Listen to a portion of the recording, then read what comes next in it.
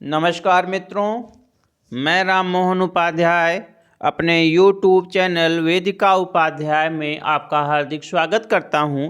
मित्रों, आज की इस वीडियो में हम लोग पर्यावरण विज्ञान से संबंधित कुछ प्रश्नों पर चर्चा करेंगे, जो कि TET, super TET, C TET, other state TET एवं विभिन्न प्रतियोगी परीक्षाओं के लिए महत्वपूर्ण है। क्योंकि आज के समय में चाहे पीसीएस की परीक्षा हो, चाहे सबऑर्डिनेट की परीक्षा हो, चाहे समीक्षा अधिकारी की परीक्षा हो, सभी परीक्षाओं में जो है पर्यावरण विज्ञान से संबंधित प्रश्न पूछने का एक ट्रेंड चल पड़ा है। इसलिए सभी परीक्षाओं के लिए ये प्रश्न महत्वपूर्ण है।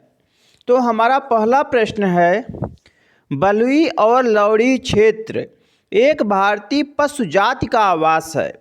उस क्षेत्र में उस पशु का कोई परभक्षी नहीं है, किंतु आवास ध्वंस होने के कारण उसका अस्तित्व खतरे में है। यह पशु कौन सा हो सकता है?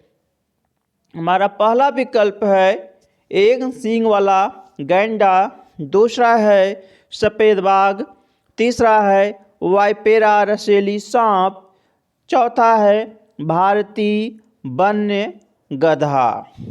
इसमें हमारा सही आंसर है विकल्प डी, भारतीय वन्य गधा या भारतीय जंगली गधा। हम लोगों को मालूम है कि जो भारतीय जंगली गधा है यह मुख्य रूप से कच्छ क्षेत्र में पाया जाता है। कहाँ पे पाया जाता है?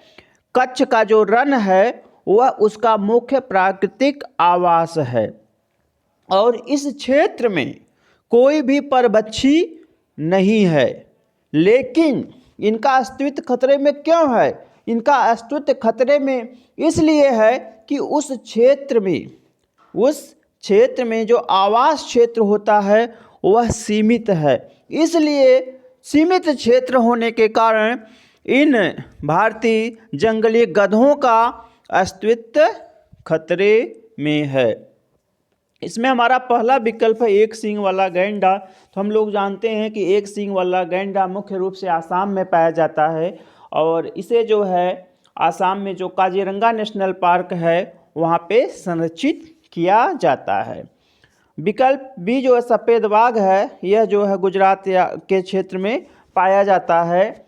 और हमारा जो विकल्प सी है वाइपेरा रसीली सांप, तो यह जो वाइपेरा रसीली सांप है अन्य सांपों से इस प्रकार से भिन्न होता है कि यह अंडा देने के बजाय बच्चों का जनन करता है। अंडा देने के बजाय जो है वाइपेरा रसीली सांप क्या करता है? बच्चे पैदा करता है। जिस प्रकार से जो स्तनधारी प्राणी होते हैं उसी प्रकार का यह व्यवहार करता है वाइपेरा रसेली सांप। तो इसके विषय में भी आप जानिए, यह परीक्षा के लिए महत्वपूर्ण हो सकता है। हमारा दूसरा प्रश्न है, निम्नलिखित में कौन सा स्तनधारी अपना पूरा जीवन वृक्षों पर उल्टा लटक कर बिताता है?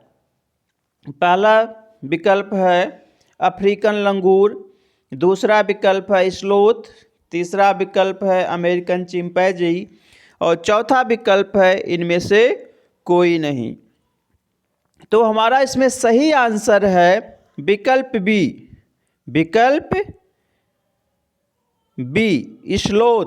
स्लोथ जो है हमारा सही आंसर है। स्लोथ में क्या होता है?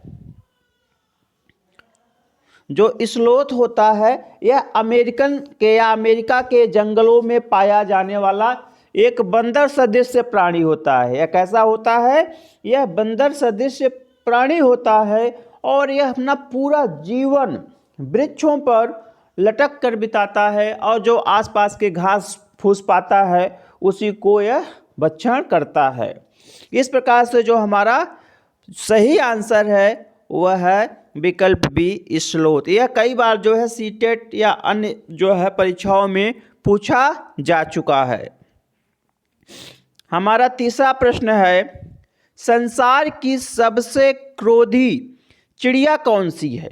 संसार की सबसे क्रोधी चिड़िया कौन सी है? पहला विकल्प है कैसोरी, दूसरा विकल्प है शुतुरमुर्ग, तीसरा विकल्प है ऑस्ट्रिच। हमारा सही आंसर है विकल्प ए कैसोरी। कैसोरी जो है न्यूगनी में, कहाँ पे? न्यूगनी में, न्यूगनी में पाई जाने वाली जो है संसार की सबसे क्रोधी और खतरनाक चिड़िया होती है। तो कहाँ पे पाई जाती है? न्यूगनी में पाई जाती है।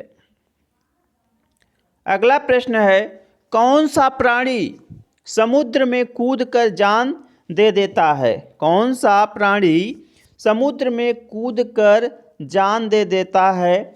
हमारा पहला विकल्प है लेमिंग, हमारा दूसरा विकल्प है एकेडिना, तीसरा विकल्प है कंगारू रैट और चौथा विकल्प है इनमें से कोई नहीं। तो इसमें हमारा सही आंसर है विकल्प ए लेमिंग। विकल्प ए लेमिंग जो होता है यह चूहे के समान जो है दांत से कुतरने वाला एक जीव होता है, जो स्वीडन, नॉर्वे आदि के क्षेत्रों में पाया जाता है। जब किसी स्थान पर इनकी जनसंख्या बहुत अधिक बढ़ जाती है तो वे जो है उस स्थान को छोड़कर भोजन की तलाश में चल पड़ते हैं और लाखों की संख्या में आसपास के समुद्र में कूदकर जान दे देते हैं। तो यह जो है कौन सा प्राणी है? लेमिंग है। इसके बाद हमारा जो दूसरा विकल्प है एकेडिना। एकेडिना जो है ये जो है ऑस्ट्रेलिया में पाया जाने वाला एक स्तनधारी प्राणी है। कहाँ पे पाया जाता है एकेडिना?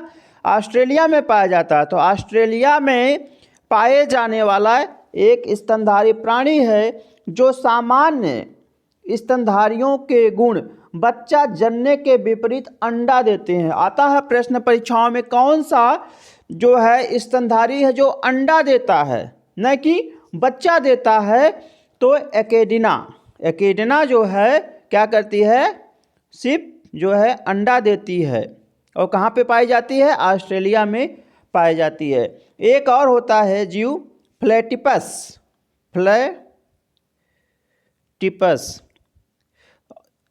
एकेडिना और प्लेटिपस जो है दो ऐसे स्तनधारी हैं जो बच्चे के बजाय जो है अंडा देते हैं। हमारा तीसरा विकल्प है कंगारू रैट। कंगारू रैट जो है उत्तरी अमेरिका में पाए जाते हैं। कहाँ पे पाए जाते हैं? जो हमारा उत्तरी अमेरिका है, जो उसका दक्षिणी पश्चिमी भाग है, वहाँ पे जो रेगिस्तान है दक्षिणी पश्चिमी भाग में, वहीं पर जो है यह एक चूहे के समान स्तनधारी है। कंगारू रैट जो है चूहे के समान एक स्तनधारी होता है और वह अपना पूरा जीवन बिना पानी पिए काट देता है। अभी यह हाल में ही यह प्रश्न जो है पीसीएस की परीक्षाओं में पूछा जा चुका है। हमारा अगला प्रश्न है कौन सा प्राणी अपना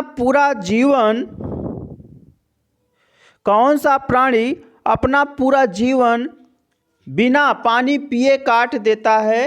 तो अभी हमने आपको उसका आंसर बताया है। उसका आंसर है कंगारू रैट।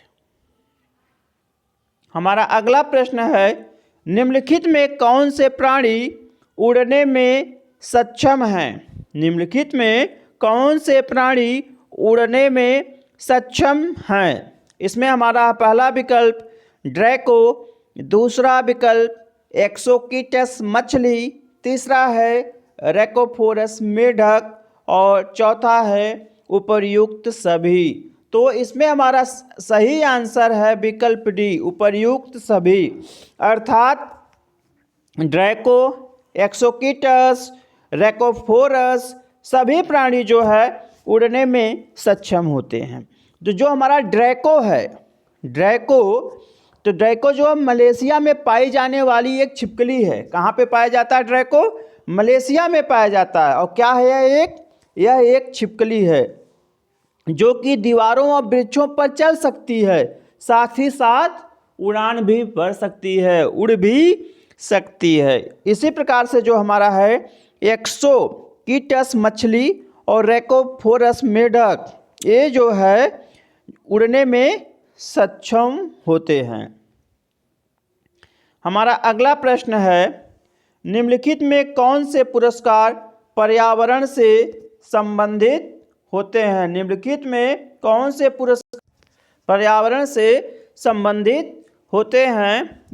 पहला है राइट लाइवलीहुड पुरस्कार, दूसरा है टाइलर पुरस्कार, तीसरा है सासाकोवा पुरस्कार और चौथा है उपर्युक्त सभी। हमारा सही आंसर है विकल्प डी, उपर्युक्त सभी। इसमें जो है राइट लाइवलीहुड पुरस्कार जो है यह पर्यावरण एवं सामाजिक न्याय के क्षेत्र से संबंधित है, अर्थात इस क्षेत्र में कार्य करने वाले व्यक्तियों को यह पुरस्कार प्रदान किया जाता है। इसे वैकल्पिक, काफ़ी बार जो परीक्षाओं में पूछा जा चुका है, वैकल्पिक नोबल, वैकल्पिक नोबल से हमारा क्या आशा है? तो वैकल्पिक नोबल पुरस्कार किसे कहा जाता है? तो वैकल्पिक नोबल पुरस्कार राइट लाइवलीहुड पुरस्कार को ही कहा जाता है और यह पुरस्कार पर्यावरण एवं सामाजिक न्याय के क्षेत्र में योगदान देने वाले व्यक्तियों को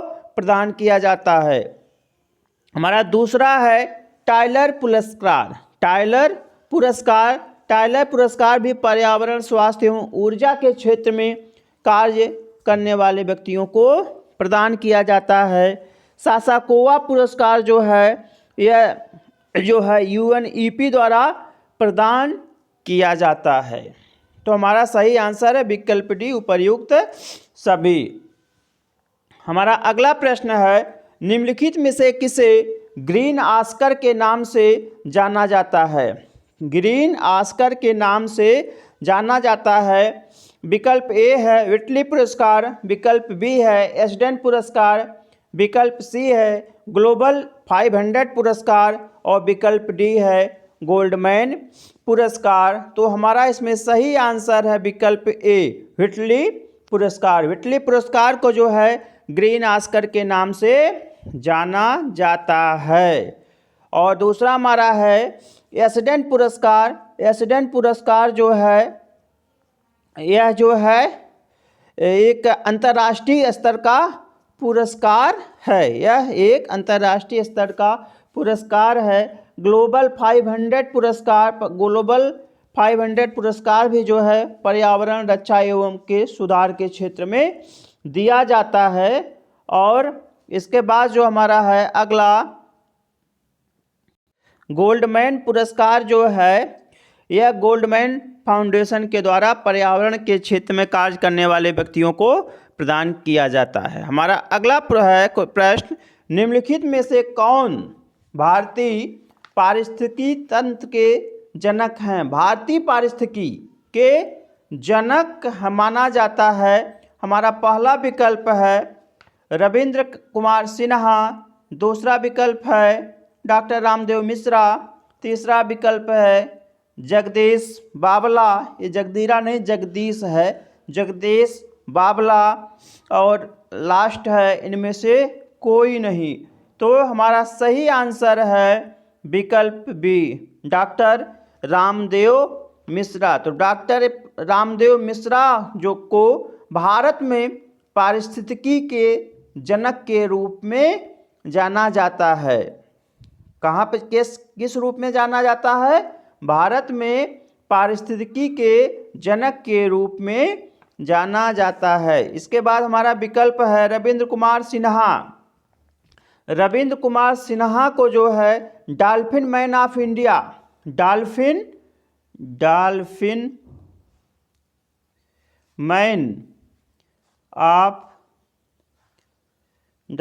मैन ऑफ इंडिया के नाम से जाना जाता है। इसके बाद जो है अगला विकल्प है जगदीश बावला। जगदीश बावला जो है उत्तराखंड में जो है पर्यावरण कार्यकर्ता के रूप में जाने जाते हैं। इसके बाद हमारा अगला प्रश्न है डॉक्टर नॉर्मन अर्नेस्ट बोरलॉग को किस क्षेत्र में नोबेल पुरस्कार दिया गया?